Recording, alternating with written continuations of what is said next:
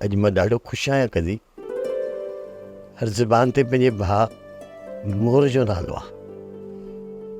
मोर त मुंहिंजो कंद फकुर खां ऊचो करे छॾियो न। हाँ खड़पीर,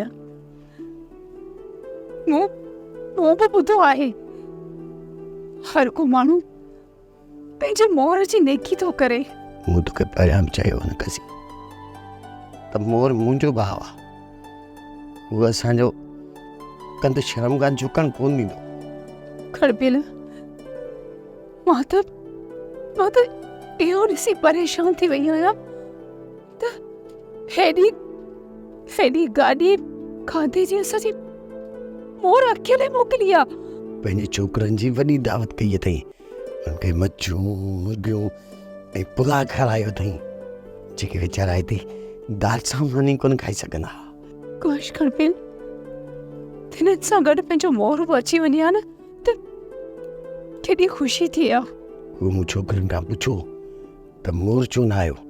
सभु चवनि पिया त मतां मोर जे हिते अचण सां साफ़ दिलि में करे, उन करे मोर उते तरसी पियो। पर ईंदो मोर कज़ी, महीनो पूरो करे मोर बि चकर ते ज़रूरु ईंदो। मालिक जो शुक्र आहे त हाणे 2 महीना हिते केर बि बुखुनि ते कोन सुम्हंदो। जेकॾहिं मोर उते कमु कंदो रहियो ऐं साहबनि जो हथु न हुजे मथां ईअं ई रहियो, असां सॼी ज़िंदगी डौ करे खाईंदासीं। मालिक सही कंदो, तीअं ई थींदो।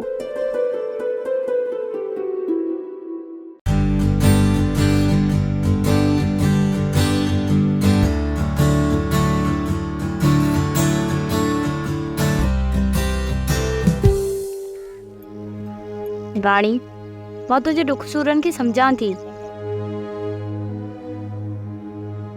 तूं कुछ भी नथी समझी, पोइ मूंखे अजायो दिलासो न ॾे। समझां थी त तोखे इहो ख़ौफ़ थी वियो आहे त तोखां तुंहिंजो मोर मडम खसे वठंदी। न, मोर में छा आहे जो मां उन लाइ परेशान थींदसि। राणी, पोइ शहर जी मडम मोर में छा ॾिठो आहे? अहिड़ी का बि ॻाल्हि न आहे।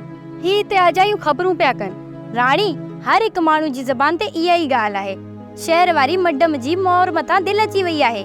इहो कूड़ आहे, सरासर कूड़ आहे। बीहर इहा ॻाल्हि न कजे, न त चोटी पटी हथ में ॾेई छॾींदीसांइ। सॉरी, हथ कढ न त मुंहुं भरे छॾींदीसांइ।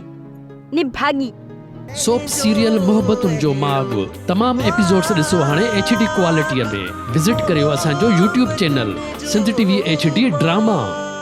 सब्सक्राइब कयो असांजो official YouTube channel Sindh TV HD drama ऐं वधीक अपडेट लाइ बेल आइकन खे क्लिक करियो।